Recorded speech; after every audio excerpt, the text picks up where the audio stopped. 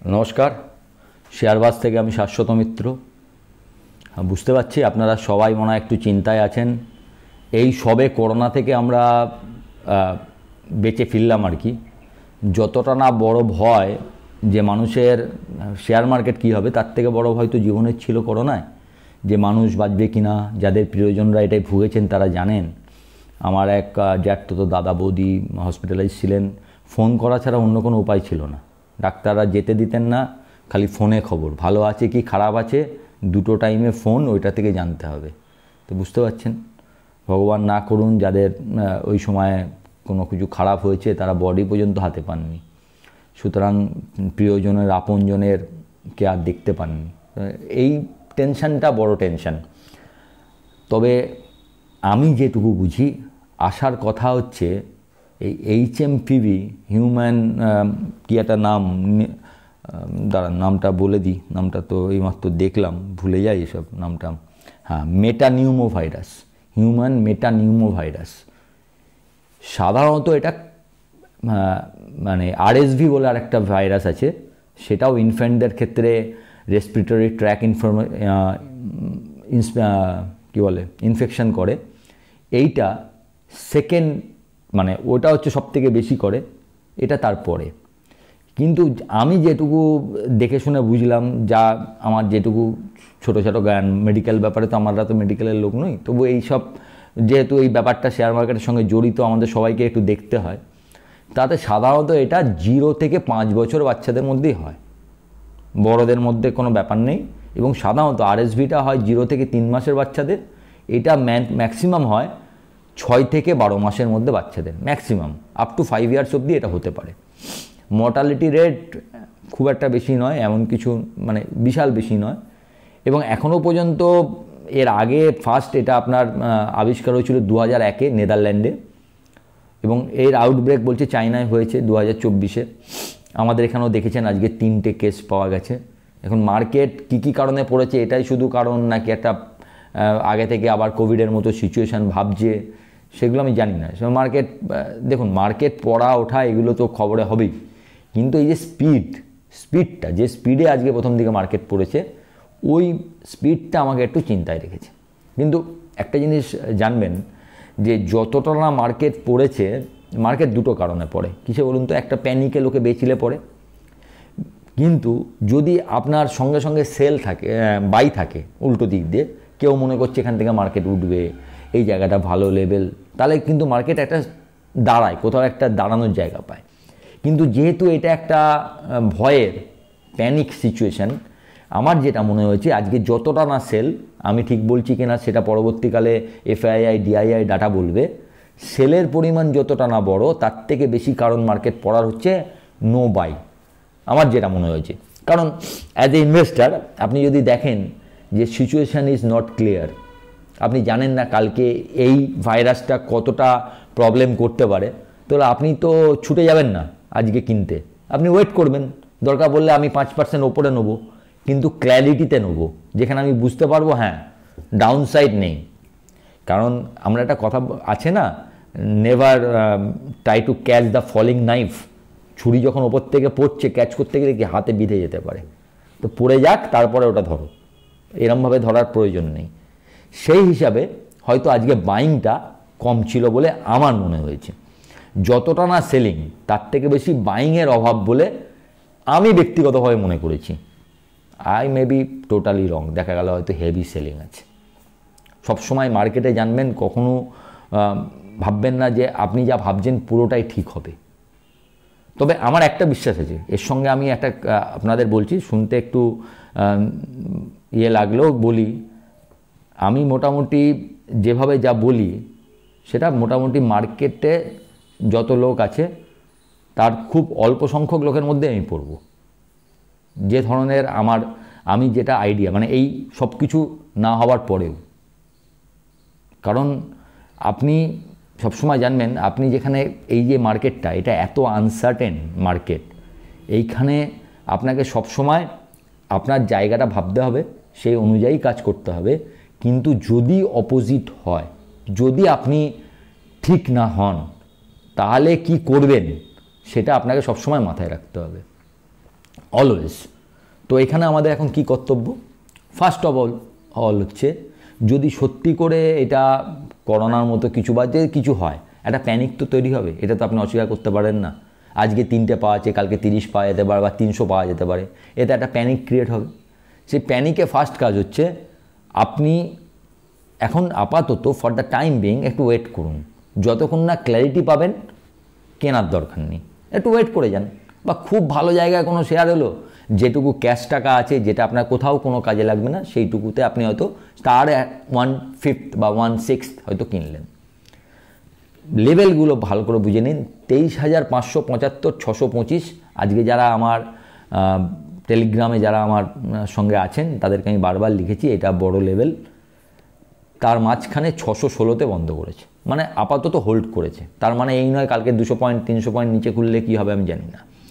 আপাতত বড় জায়গা হচ্ছে ডিসেম্বরের লোটা, ডিসেম্বর বা নভেম্বরে যে লোটা করেছিল 23,180, 23,200, যদি ওইটা মোটামুটি মানে ধরে নিন 23,200 থেকে 325 মনে ভালো সাপোর্ট আছে, ওইটা যদি মোটামুটি ওখান থেকে ফিরে আসে তো ভালো। ওটা ভেঙে গেলে তখন আপনাকে নিউ অ্যাভিনিউ খুলবে, নতুন মার্কেট কোথায় যাবে, এই সিচুয়েশান কোথায় যাচ্ছে না আপনি জানেন না আমি জানি।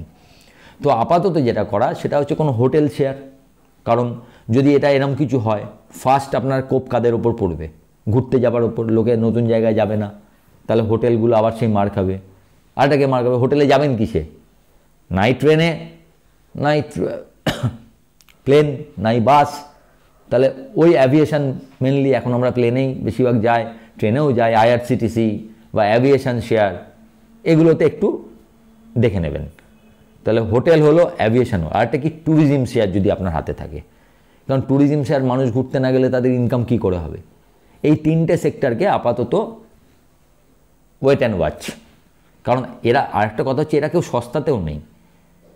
আপনি জানেন হয়তো ইন্ডিয়ান হোটেল আমি ফার্স্ট রেকমেন্ড করি 150-60 টাকায়, এখন সেটার দাম 860 টাকা। সুতরাং অলরেডি এটা 6 টাইমসে আছে। সুতরাং এখান থেকে ডাউনসাইড রিস্কটাও রয়েছে, প্লাস হচ্ছে এরম ঘটনা। সুতরাং আমার এই জায়গাগুলো, যদিও আমি এই কদিন আগেই আপনারা জানেন আমি 1 সপ্তাহ ছিলাম না, ঘুরতে গেছিলাম, তো বড় আমি এমনি ওদের ওখানে গিয়ে সবসময় খোঁজ নিই যে আপনাদের অকুপেশন কি আছে। এটা অভ্যেস আমার, মানে জাস্ট একটা আইডিয়া পাওয়া যে কী ধরনের অকুপেন্সি রেট আছে। তো অবাক হলাম, অত ঠান্ডার জায়গায় আমি গেছি, ধরুন সিমলা, মানালি, ধর্মশালা, এগুলো সব প্রচণ্ড ঠান্ডা।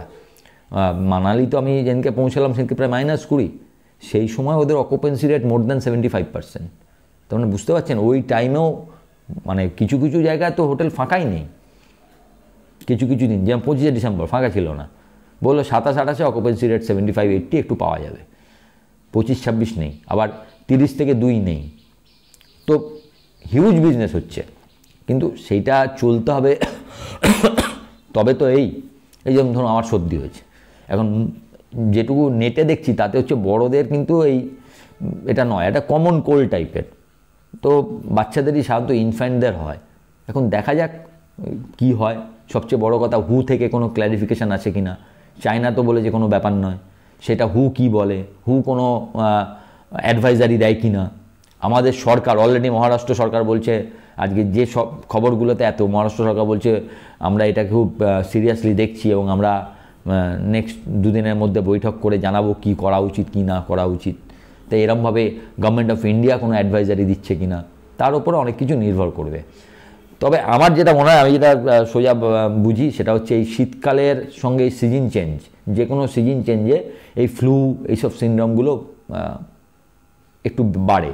এবং মোটামুটি দেখা গেছে, যদি আপনি ভাইরোলজি যারা নিয়ে পড়াশোনা করেছেন তারাও জানবেন, এই ধরনের যে ভাইরাসগুলো, এগুলো নাকি 50-60 বছর, মানে এভরি 50-60 বছরকে 3টে করে 20-25 বছর অন্তর গিয়ে একটা নাকি ভাইরাস একটু আবার বেশি সক্রিয় হয়ে ওঠে। তো সাধারণত এটা নর্মাল বলেই মনে হচ্ছে এখনও পর্যন্ত, আই হোপ সো। আমার কিন্তু এটা এখনও মনে হচ্ছে যে মুহূর্তে কোয়ার্টারলি রেজাল্ট আসতে শুরু করবে, আমরা শিফটেড টু দ্যাট। এবং আজকে এই পড়াটার পেছনে যে শুধু এই হিউম্যান কি ভাইরাস দেখলাম, ওটারই যে খুব একটা আছে, তার সঙ্গে আরেকটা ব্যাপার আছে। আপনি যদি কোয়ার্টারলি আপডেট যেটা দিয়েছে ব্যাঙ্কগুলো, তাতে যদি দেখেন কারোরই আপডেট সেরকম ভালো আসেনি। দু একটা ছাড়া, যেমন EU স্মল ফিন্যান্স ব্যাঙ্কস বা দু একটা ব্যাঙ্কস দেখলাম। HDFC মোটামুটি, কোটাক তো বেশ খারাপ, ব্যাঙ্ক অফ বরোদা খারাপ। তো সুতরাং সেইগুলো বেশি এফেক্ট করেছে, সেইটার সঙ্গে এটা দুটো মিলে এফেক্টটা বেশি হয়ে গেছে। এখন all eyes on Dow Jones. Dow যদি আবার এখানে 200-300 পয়েন্ট প্লাসে বন্ধ করতে পারে, যদি না ডাউতেও বড় কোনো সেলিং হয় আজকে এই কারণে, সেক্ষেত্রে হয়তো কালকে মার্কেটটা একটু ফুটেজ পাবে। কিন্তু ডাউ যদি আজকে আবার 700-800 1000 পয়েন্ট যদি দিয়ে দেয়, সেক্ষেত্রে কালকে হয়তো একটা আপনি ইনিশিয়ালি একটা মেহেন দেখতে পারেন। কিন্তু ভয় পাবেন না, এখানে প্যানিক করার জায়গা নেই। যেটা হচ্ছে সেটা হচ্ছে, যেহেতু এখনও পর্যন্ত এটা ইনফ্যান্টদের মধ্যে, সাধারণত 5 বছরের বাচ্চাদের মধ্যেই এটা একদম লকডাউন পরিস্থিতি ক্রিয়েট করবে, সাধারণ লোক রাস্তায় বেরোতে পারবে না, আমার মনে হয় না ওরকম কিছু হবে বলে। মার্কেটে যারা, আমরা তো মোটামুটি কথক, মানে যা দেখি তাই বলি, তো আমাদের ভুল হওয়ার চান্স থাকে, কারণ ফার্স্ট টাইম আমি জানিও না এটা কত দূর যাবে। কিন্তু আপাতত যেটুকু দেখা যাচ্ছে, যে ধরনের হয়েছে বা যারা এফেক্টেড হয়েছে, যেটুকু এখনও পাওয়া যাচ্ছে, তাতে মনে হয় না অত দূর কিছু দাঁড়াবে বলে। তো হয়তো 2 সপ্তাহ পরে আমরা হয়তো এটা ভুলেও যাব, এরকমও হতে পারে। তো হোপ ফর দ্য বেস্ট। ভয় পাবেন না, আবার অ্যাডভেঞ্চারও করবেন না। ভয় পাবেন না যেরকম বলছি, হাতের মাল এখনই কাটার দরকার নেই যেরকম বলছি, তার সঙ্গে এটাও বলবো অ্যাডভেঞ্চারসও হবেন না, যে সব কিনে নি ঠিক আছে 2 সপ্তাহ ঠিক হয়ে যাবে। কারণ আপনি জানেন না, আমরা এই মার্কেটটা কোনো টস করা, কোনো জুয়া খেলা বা কোনো লটারি নয়। ইটস আ ক্যালকুলেটিভ ডিসিশন, যে কোথায় নেবো কোথায়। ক্যালকুলেটিভ ডিসিশনে কি হয়, আপনি এইখানে না নিয়ে যদি এর থেকে ওপরে ভালো জায়গা পান যেখানে আপনার ডাউনসাইড রিস্ক কম, সেটা বেশি ভালো। কারণ হচ্ছে আপনি 80 টাকায় হয়তো এটা পাবেন এখন কোনো একটা শেয়ার, কিন্তু আপনি জানেন না যে খারাপ হলে কত দূর যেতে পারে। কিন্তু যখন 90 টাকা, তখন হয়তো আপনার ওয়েদার ক্লিয়ার হয়ে গেছে, যে সব জেনে গেছেন যে গভর্নমেন্ট কী স্টেপ নিচ্ছে না নিচ্ছে, কি হতে পারে, তখন কিন্তু আপনার ডাউনসাইড রিস্কটা কত, 80 টাকাই। তা 90 থেকে 80 কত, 10%। আর 80 থেকে কোথায় যাবে আপনি জানেন না। It's a infinite. 50%, 40%, চিন্তা করে দেখবেন। 80 টাকায় কোনো শেয়ার কিনছেন যার নিচের লেভেল আপনি জানেন না, তাহলে 70 টাকা পড়লেই তো তার 10%, 60 হলে 25%, 40 হলে 50%। কিন্তু 90 টাকায় আপনি এতদিন দেখে, মার্কেট দেখে বুঝেছেন যে এটা 80-র নিচে এলে আর রাখা যাবে না, তাহলে আপনার ডাউনসাইড রিস্কটা ক্লিয়ার। আপনি ডাউনসাইড জানেন 10%, তো 10% এগেন্সটে আপনি ভাবছেন 130 যাবে, মানে 40%। তাহলে 10-এর এগেন্সটে 41:4, সেই risk reward ratio, that is a good trade. কিন্তু 80 টাকায় কম দামে বলে আমি কিনছি, যে ডাউনসাইডটা জানি না, সেটা is not a good trade. আবার এটাই কখন ভালো ট্রেড হবে, কোনো কারণে হয়তো এই শেয়ারটাই চলে এসছে 20 টাকা, সাপোজ খুব খারাপ পরিস্থিতি, তা আমি ওখানে কত লস করতাম, 90 থেকে 80-তে 10 টাকা, তার জায়গায় 20 টাকা। আপসাইড আপনি জানেন না, যা কিছু হতে পারে। ম্যাক্সিমাম গেলে কত যাবে, 20 টাকা। দেন ইটস এ গ্রেট ট্রেড। এরমভাবে ভাবতে হবে, ভয় পাবেন না। যে সেক্টরগুলো বললাম ভাবুন। আপাতত 23,575, 625, নিচে 23,200 না ভাঙলে বড় কোনো ডাউনসাইড রিস্ক নেই, কারণ সামনে বাজেট এবং সামনে ট্রাম্প 20 তারিখে আসছে, দুটো ইভেন্ট। ব্যাঙ্ক নিফটিতে একইভাবে যদি 49,600 ডিসাইসিভলি না ভাঙে, তাহলে হয়তো বড় কোনো রিস্ক নেই। দেখা যাক এখান থেকে মার্কেট ঘোরে কিনা। আজকে আমি বলেছিলাম 50,900, 49,900, 50,100 একটা ভালো জায়গা, কিন্তু ওখান থেকে মার্কেট ঘোরেনি। যদি দেখা যাক কালকে কি হয়। ভালো থাকুন, প্যানিক করবেন না, সাবধানে থাকুন। ভিডিওটা ভালো লাগলে একটু লাইক শেয়ার করবেন, এবং যারা প্রথমবার দেখছেন অবশ্যই সাবস্ক্রাইব করবেন এবং আমার টেলিগ্রাম চ্যানেলের সঙ্গে যুক্ত থাকবেন। নমস্কার।